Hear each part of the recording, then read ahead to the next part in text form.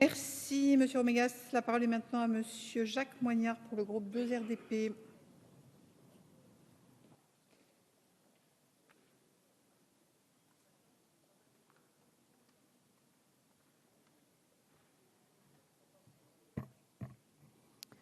Madame la Présidente, Madame la Ministre, Monsieur le Président de la Commission des lois, Madame la rapporteure, chers collègues, nous pouvons nous réjouir qu'un accord ait été trouvé en commission mixte paritaire pour deux raisons.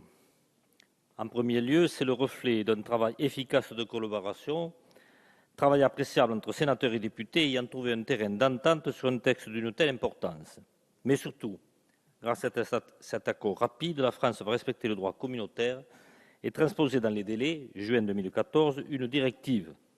Ce qui ne va pas de soi en droit français.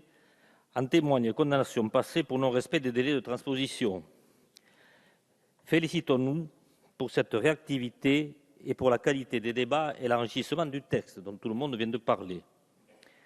Texte qui touche un sujet cher au groupe RRDP, celui de la protection d'un droit fondamental, le droit de la défense, le droit de l'information au cours des procédures pénales. En 2012, l'Europe a souhaité approfondir ce droit pour assurer une meilleure protection des personnes suspectées dans le cadre d'affaires pénales et nous ne pouvons que nous satisfaire que notre droit s'y conforme.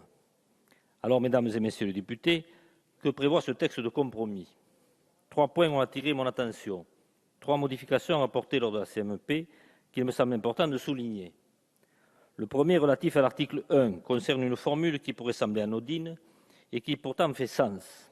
Le groupe radical républicain, démocrate et progressiste juge en effet intéressant l'accord trouvé sur l'appellation de personnes soupçonnées venant remplacer personnes suspectées, initialement prévu dans le texte quand on parle des personnes entendues dans le cadre d'auditions libres.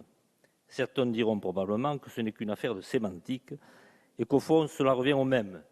Mais pourtant les mots ont une signification et dans l'imaginaire collectif le terme de suspicion est bien plus fort que celui de soupçon. Il est donc intéressant que notre Parlement l'ait précisé. Deuxième point, autre modification notable qui découle de cette CMP, elle concerne le droit de la garde à vue, droit ô combien débattu ces dernières années. La rédaction retenue par la Commission prévoit que dans le cas d'une demande de prolongation de garde à vue présentée au procureur de la République ou au juge des libertés, si le suspect n'est pas reçu par le magistrat, ce premier pourra lui communiquer ses observations via un procès-verbal établi par l'officier de police judiciaire. La rédaction initiale prévoyait des observations écrites, ce qui posait le problème de l'accès à l'écriture. En effet, quid des personnes illettrées ou ne parlant que peu ou pas notre langue? Comment formuler une requête quand on ne parle pas ou n'écrit pas le français? Cela doit-il empêcher l'accès au droit de la défense? Non, bien sûr que non. Il était important de s'en soucier. Tout le monde doit pouvoir faire valoir son droit à se défendre, lettré, illettré, francophone ou non, détenu ou libre. C'est un droit fondamental que notre République se doit de protéger. Enfin, dernier point soulevé par la commission mixte paritaire qui mérite qu'on s'y attarde, l'article 6 est l'accès au bulletin numéro 1. En fait, qu'est-ce qu'un bulletin numéro 1? C'est l'un des 3 bulletins qui composent le casier judiciaire. Il comporte l'ensemble des condamnations et décisions portées au casier judiciaire. Actuellement, la demande de ce bulletin est réservée aux autorités judiciaires et au greffe des établissements pénitentiaires dans le cadre de l'instruction de certaines mesures d'exécution de la peine d'emprisonnement. Les avocats y ont, à de rares occasions, accès sur dérogation spéciale. La transmission d'une copie du dossier dans son intégralité aux avocats et aux parties pose un problème quand il s'agit de ce bulletin. Notre collègue Dominique Rimbaud l'a très justement fait remarquer lors de la commission. Si actuellement il est très difficile d'avoir accès au bulletin numéro 1, cette difficulté disparaît avec l'article 6. Mais contrairement aux apparences, l'accès à cette pièce n'est pas forcément dans l'intérêt de la personne concernée, puisqu'elle sera désormais en capacité d'obtenir copie de cette pièce. Elle sera dès lors exposée au risque qu'on lui demande cette pièce, par exemple lors d'un recrutement professionnel.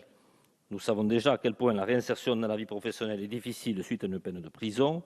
Le vide qu'elle laisse sur un CV peut être lourd de conséquences et entraver les chances de réinsertion sociale, ainsi augmenter le risque de récidive.